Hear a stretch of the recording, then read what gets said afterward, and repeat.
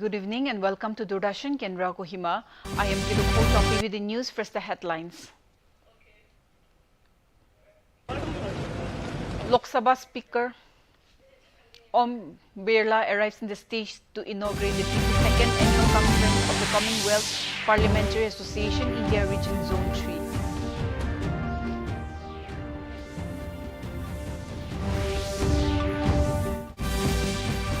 Prime Minister Narendra Modi unveils project worth over Rs 8,140 crore at Uttarakhand marks 25 years of statehood. President Draupadi Murmu holds bilateral talk with Angolan President João Manuel Gonçalves Lourenço at the Presidential Place in Luanda. 143 runners from across India participate in Ultra Trail Kohima 2025. Now the news in detail. Lok Sabha Speaker Om Birla arrived in Dimapur today and is scheduled to proceed to Kohima to inaugurate the 22nd Annual Conference of the Commonwealth Parliamentary Association India Region Zone 3 tomorrow. Upon his arrival at Dimapur Airport, Lok Sabha Speaker Om Birla was warmly received by PHED and Cooperation Minister Jacob Zimomi and Minister for Rural Development and SIRD Mutsubu Jamir, along with other officials. Following this brief welcome program was organized by the Marwari community at the Lions Club, Dimapur. While speaking at the occasion, Birla said that Marwari brothers and sisters who have come from various states across the country to the northeastern states, their journey from their birthplace to their work was challenging and courageous. However, through their adventurous work, hard work and self-confidence, embrace the cultural heritage of whichever state they settled. Birla mentioned that for the last decade, he observed that new doors of development have opened in the northeastern states and there are still immense possibility for development and opportunities here. He stated that India's strength lies in the diversity and its strength is in its varied culture, cuisines, attires and special costumes, yet what unites them all is the democracy of this country. He stated that Nagaland will progress and will the nation and they must strive to work harder. While interacting with media person, Birla mentioned that during the 22nd Commonwealth Parliamentary Association India Zone 3, MLAs and presiding officers from all the states of the northeastern region will discuss various challenges, the state's difficulties, development, possibilities, policy making and progress.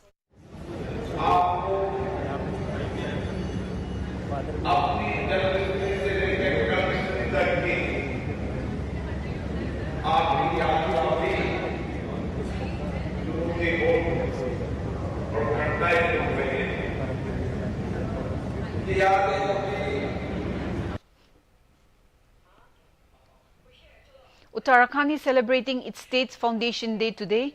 On the occasion of the State Silver Jubilee, Prime Minister Narendra Modi inaugurated and laid the foundation stones for various development projects worth more than 8,000 crore at the program held at the Forest Research Institute in Dehradun.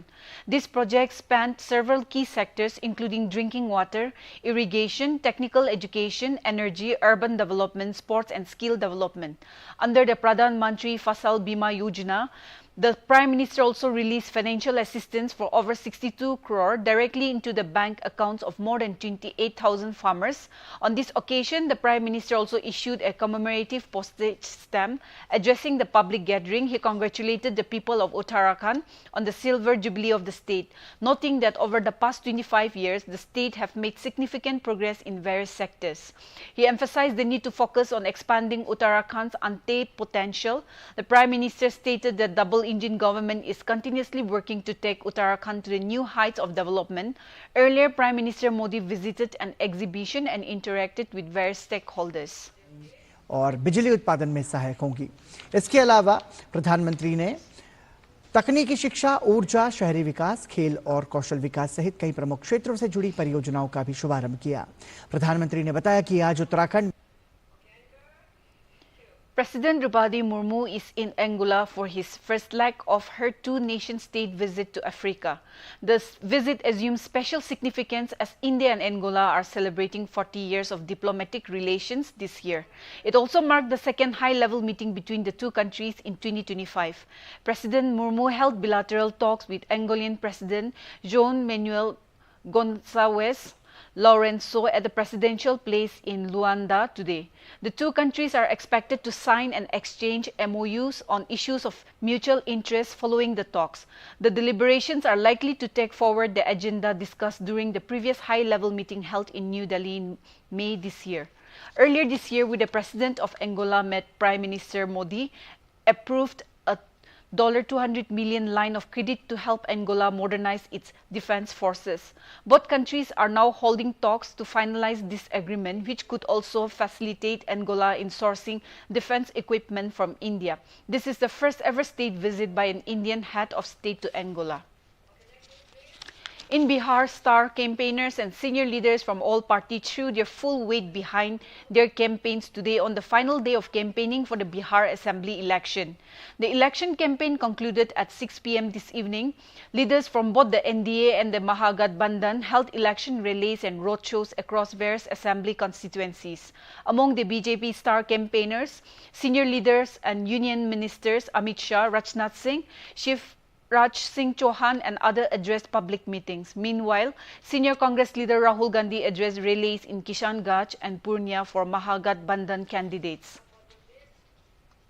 Urge voters to vote for development. Let us now take a short break. पे loan चाहिए वो भी app से वाह फंसा अनजान app से बचें। आरबीआई कहता है जानकार बनिए, सतर्क रहिए। कम ब्याज पे लोन चाहिए वो भी ऐप से वाह फंसा अनजान ऐप से बचें। आरबीआई कहता है जानकार बनिए, सतर्क रहिए। Welcome back. The Gujarat Anti-Terrorism Squad has arrested 3 suspected terrorists from Adalat, Gandhinagar. Initial investigation suggests that 3 were associated with ISIS. Weapons have been recovered from the arrested individual.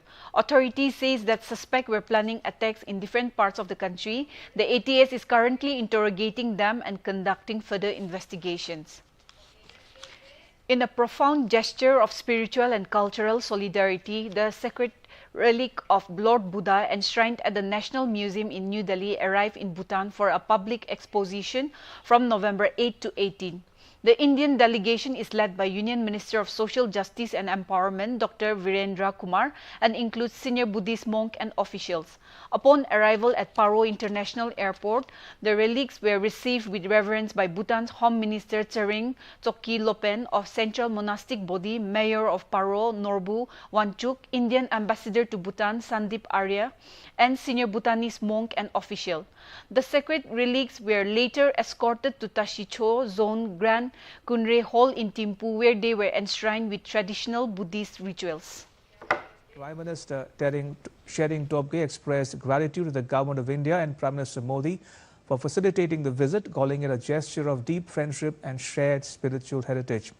This marks the second visit of the sacred relics to Bhutan, the first being in 2011 during the royal wedding celebrations of King Jigme Khesar Namgyel Wangchuk.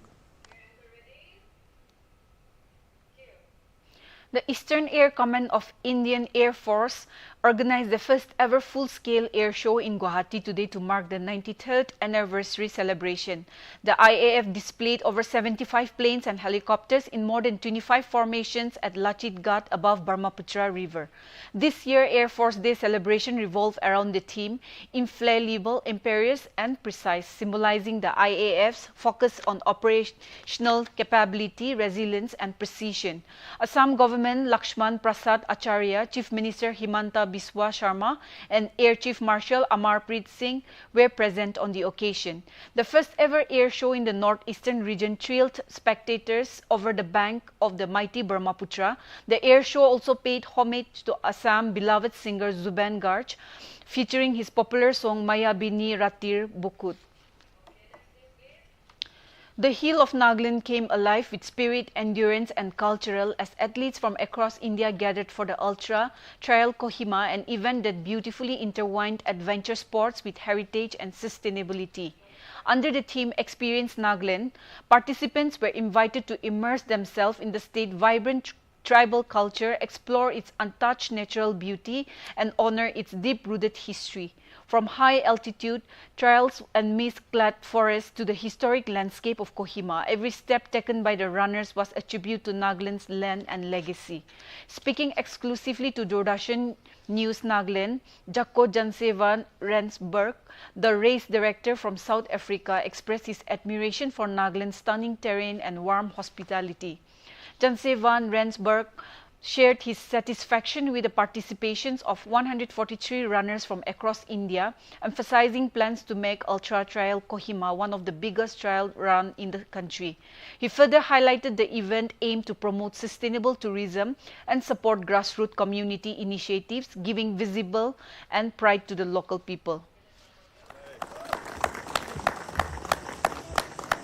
Hello everyone, I'm Jaco Jansen van Rensburg, race director from Ultra Trail Kohima. It's such a privilege to tell you more about our race. Today was the first time we hosted the Ultra Trail Kohima, the 20 kilometers, 45 kilometers and a 70 kilometers route through the hills of Nagaland, the land of festivals. So we actually want to produce a festival of running, and this is just the beginning of showcasing Nagaland and the beauty of Nagaland. Let us look at the weather reports of the district headquarters of Nagaland. Kohima today recorded a maximum temperature of 25 degrees Celsius and a minimum temperature of 10 degrees Celsius, while Dimapur had a maximum temperature of 28 degrees Celsius and a minimum temperature of 15 degrees Celsius. Wokha experienced a maximum temperature of 26 degrees Celsius and a minimum temperature of 15 degrees Celsius.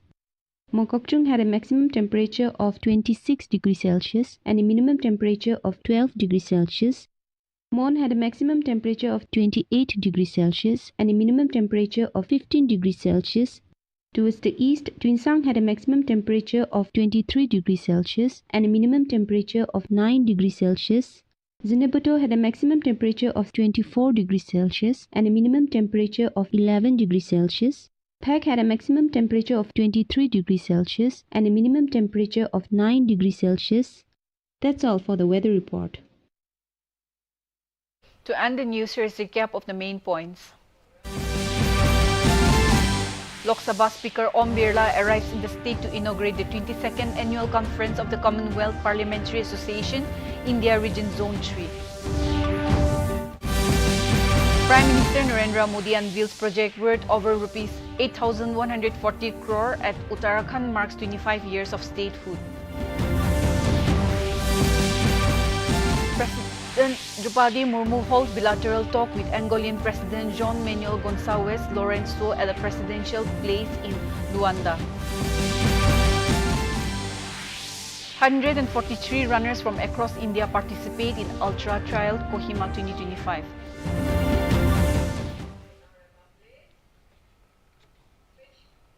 With this, we have come to the end of this evening bulletin. Thank you for watching. Good night.